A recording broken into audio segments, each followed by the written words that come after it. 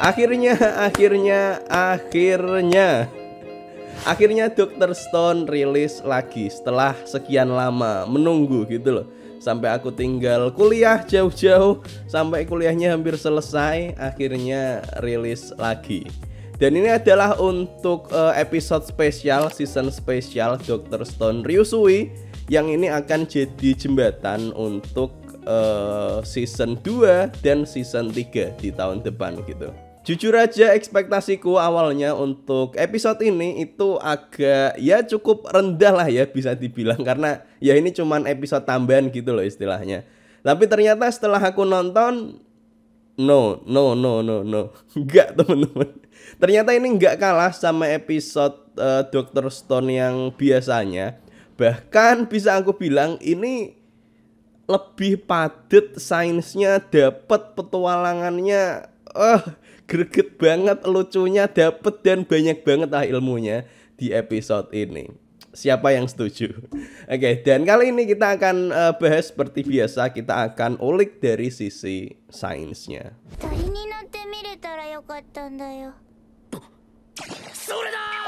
Oke, highlight dari episode ini tentu saja tak lain tak bukan adalah balon udara. Tapi kok kepikiran itu loh. Gila banget bikin balon udara di zaman batu. Wow. Ya sebenarnya gini sih, seperti yang seperti yang selalu aku sampaikan juga ketika bahas tentang Senku. Tentu saja secara praktek untuk melakukannya itu akan susah banget gitu loh. Apalagi ini bikinnya adalah dari nol.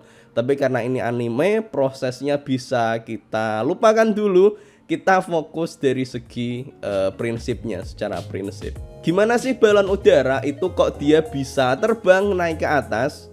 Nah, jadi air dan udara atau disebutnya fluida gitu ya kalau di fisika, itu dia punya sifat khusus di mana nanti akan muncul sebuah gaya dorong ke atas yang diakibatkan oleh perbedaan massa jenis. Massa jenis itu adalah tingkat kerapatan suatu benda gitu loh. Ketika batu ditaruh di air, dia akan tenggelam. Tapi ketika gabus ditaruh di air, dia melayang. Nah, ini adalah hubungannya dengan massa jenis. Di pelajaran IPA lah ya, sejak SD juga ada. Nah, pada kasus gabus dia ada di atas karena gaya dorong ke atasnya karena perbedaan massa jenis itu lebih besar daripada berat si gabusnya itu sendiri. Makanya si gabusnya dia berada di atas. Sementara kalau pada si batu gaya beratnya masih lebih besar, makanya dia tetap jatuh ke bawah gitu. Nah, pada balon udara juga sama prinsipnya. Di sini udara di dalam balon itu dipanasin sehingga udaranya mengembang dan massa jenisnya jadi lebih kecil. Dan hasilnya gaya angkatnya nanti dia bisa melebihi beratnya dan balonnya pun terbang. Wow, simple. Prinsipnya simple, prakteknya yang susah. Tapi karena di sini ada Senku, ini gampang lah prakteknya. Oke. Akhirnya muncul lagi ya Senku moment. Oke, jadi sebenarnya pas aku awal nonton scene ini, itu aku ngulang scene ini bolak-balik teman-teman. Kenapa? Karena entah kenapa di scene ini Senku akhirnya melakukan kesalahan.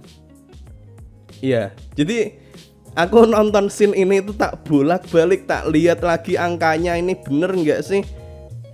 Lah kok nggak masuk? Gimana sih? Ya jadi sebenarnya di sini ada sedikit kesalahan di Senku. Sebenarnya nggak kesalahan Senkunya sendiri, tapi kesalahannya ada di translasinya. Jadi ada kesalahan translate lah mungkin ya. Karena ketika kemudian aku cek lagi harusnya benar gitu loh. Dan ini kesalahan translate-nya itu terjadi di semua translatean. Aku nonton bahasa Inggris di Crunchyroll itu keliru terjemahannya. Bahasa Inggris di B-Station, bahasa Indonesia di B-Station itu juga keliru gitu loh. Jadi ini sekalian aja aku tunjukin kesalahan translate-nya mungkin di mana gitu ya. Oke. Jadi Di sini yang ditunjukkan Senku yang rumus paling atas ini adalah rumus untuk menghitung tekanan udara, perubahan tekanan udara pada ketinggian tertentu. Jadi semakin tinggi tempat kita, tekanan udara itu akan semakin rendah. Nah, itu ngitungnya adalah pakai rumus ini. Nah, jadi ini dasarnya adalah dari sini, teman-teman. Nah, ini tinggal dimasukin aja. Ini Gm per R kali L. Ini kalau dimasukin angkanya ini sesuai sama Senku tadi 5,25. Terus L-nya di sini 0,0065 kali H. Sesuai lah pokoknya. Jadi ya ini akurat. Dan kemudian yang di bagian bawahnya sini, ini adalah kita menghitung nilai gaya angkatnya dengan prinsip Archimedes. 1,23 ini adalah massa jenis dari udara sekitar kita, dan 0,97 ini adalah massa jenis udara yang udah dipanasin sampai di suhu 90 derajat. Oke? Dan kemudian ketika dimasukin dikali volumenya, volume balonnya 2000 meter kubik, ini dapat gaya angkat 520 kg. Begitu. Dan kesalahan translate-nya yang pertama itu adalah di angka 2000 ini. Jadi terjemahannya itu adalah 2000 meter persegi, padahal harusnya ini adalah nilai volume 2000 meter pangkat 3 gitu loh.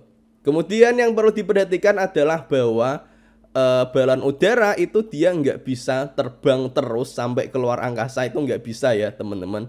Dan posisi mentoknya itu adalah kondisi di mana kondisi udara di sekitar itu udah sama kayak kondisi udara yang di dalam balon itu. Dan itu bisa dihitung dari sini. Ini tadi dapat tekanannya yang lebih kecil, nanti bisa dapat massa jenisnya yang lebih kecil.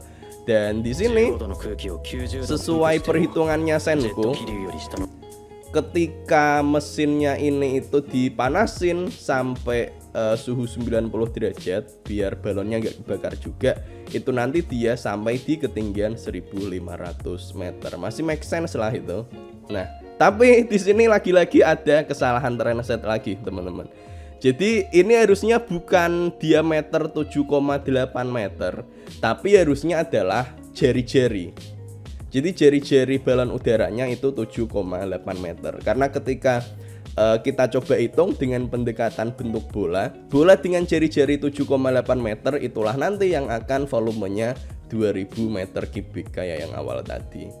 Dan ini pun kalau misalkan kita tarik ke kondisi di dunia nyata, ini itu bisa dibilang sesuai dengan kondisi balon udara yang ada gitu loh. Balon udara yang standar ada namanya ukuran AX7. Nah, ini itu ukurannya itu kayak yang disebutin Senku, volumenya sekitar 2000 meter kubik, dan ini bisa dipakai untuk 3 orang. Jadi lagi-lagi Senku bener-bener on point gitu loh. Dan ini pinter banget lah Senku. OMG Senku, wow.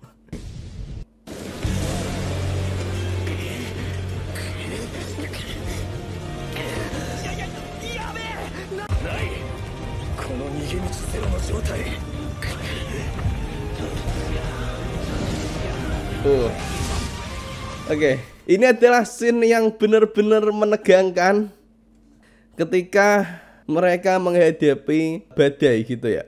Nah, scene yang ada di sini itu mengingatkanku ke sebuah film lain. Ada film lain, judulnya adalah apa ya? The Aeronauts. Itu adalah sebuah film semacam biografi gitu ya, yang menceritakan ilmuwan yang itu adalah seorang ilmuwan yang juga pada waktu itu mencetak rekor naik balon udara sampai di ketinggian yang paling tinggi di waktu itu. Dan ceritanya kurang lebih sama. Aku sarankan teman-teman habis ini bisa nonton filmnya The Aeronauts, dan itu gila. Setelah nonton film itu aku yakin pengalaman ketika nonton scene ini itu jadi lebih jadi lebih merinding gitu loh. Dan ya, apakah kondisi seperti ini itu real gitu ya? ya bisa dibilang tetap mungkin untuk selamat, walaupun kemungkinannya itu cukup kecil gitu loh. Dan kondisi ini itu juga sama dialamin oleh James Glacier. Jadi sama-sama dia berhadapan sama awan cumulonimbus, dan cara untuk selamatnya itu sama kayak di sini, yaitu caranya adalah dengan ngenaikin balon udaranya sampai lewat di ketinggian awan itu. Walaupun di situ ada masalah nanti oksigennya berkurang dan lain-lain, tapi intinya kalau memang mencoba try hard gitu ya, itu masih mungkin untuk selamat gitu loh. Apalagi ini namanya juga anime gitu ya. Apalagi juga yang di kisah nyatanya James Glacier itu juga mungkin juga. Dan untuk lebih lengkapnya, aku sarankan untuk nonton film The Aeronauts. Itu bagus banget. Dan demikian itu adalah pembahasan untuk balon udaranya, teman-teman. Nanti di video selanjutnya aku akan ulik lagi beberapa hal di episode spesial ini, karena banyak banget yang bisa dibahas. Dan teman-teman kalau ada hal menarik itu tulis aja di komen, nanti biar aku ulik lagi gitu loh. Jadi ya, sampai jumpa di video selanjutnya. Dadah.